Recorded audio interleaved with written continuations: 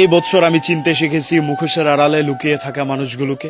এই বছর আমাকে শিখিয়েছে মানুষের উপকারের প্রতিদান কতটা নিদারুণভাবে ফেরত দেয়।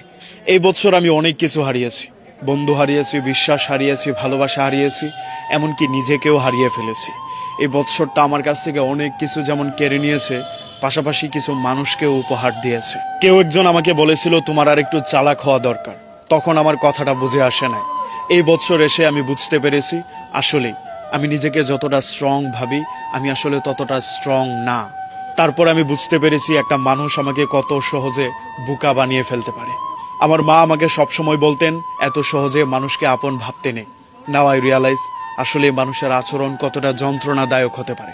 মানুষ কতটা যন্ত্রণা দেওয়ার পরেও নিজের মধ্যে একটু অপরাধ বোধ কাজ করে না। মানুষ কিভাবে সূচ হয়ে ঢুকে ফাল হয়ে বেরিয়ে যায়। এই সব কিছুর পেছনে আমি একটা জিনিসকেই দায়ী করব, আমার ভাগ্য।